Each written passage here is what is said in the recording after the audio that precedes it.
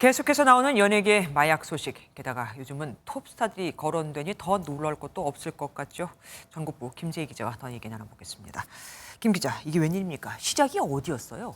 네, 우선 시작은 배우 이선균 씨와 같이 마약을 해 경찰 조사를 받은 강남의 한 유흥업소 실장의 진술에서 나왔습니다. 네네. 해당 업소는 고소득자들만 간다는 1% 유흥주점인데요.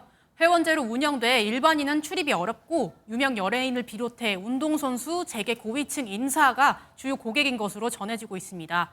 경찰은 유흥업소 실장을 조사하면서 빅뱅의 리더 지드래곤 권지용 씨의 마약 투약 단서를 확인한 겁니다. 네. 현재 실장은 마약 간이 검사에서 많은 항정신성 의약품 성분이 나왔고 지난주 구속된 상태입니다. 예, 그 실장이 20대라는데 벌써 이렇게 돼서 어떡해요.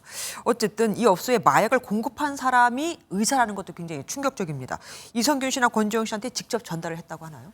그 부분은 아직은 확인되지 않았습니다. 다만 의사가 직접 마약을 건넸을 수도 있고 업소 실장이나 여정후보를 통해 간접적으로 전달했을 수도 있습니다. 네. 어쨌든 이선균 씨와 권시용 씨에게 전달된 마약을 공급한 사람은 같은 사람은 맞습니다.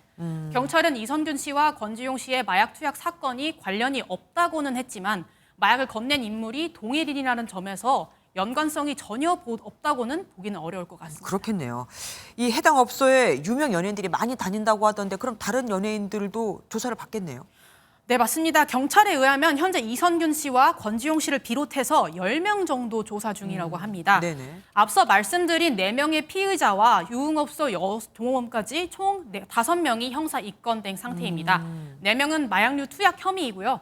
나머지 1명은 마약류 제공 혐의를 받고 있습니다. 네. 여기에 재벌가 3세 황하나 씨와 가수 지망생 한서희 씨, 작곡가로 알려진 정다은 씨를 포함해 5명은 내사 중에 있습니다. 마약 투약 여부는 일단 조사해서 확인해야 합니다. 그럼 이렇게 계속 조사하면 유명 연예인이 더 나올 수도 있겠네요?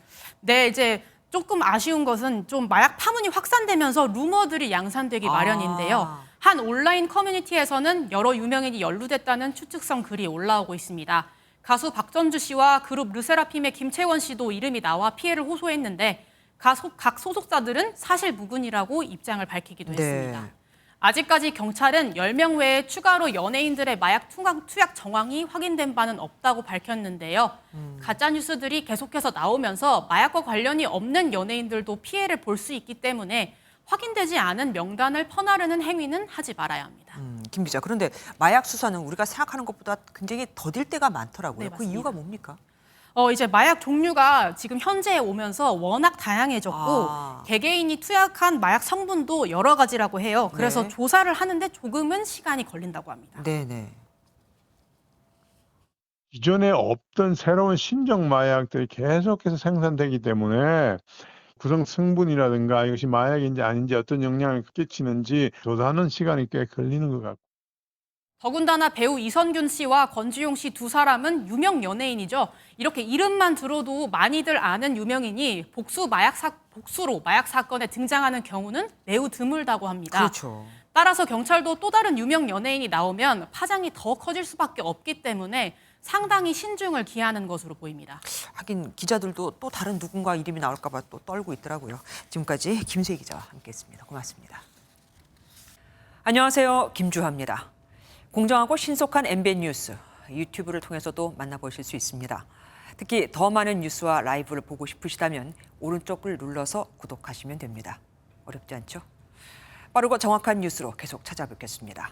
MBN 뉴스를 시청해 주신 여러분 고맙습니다.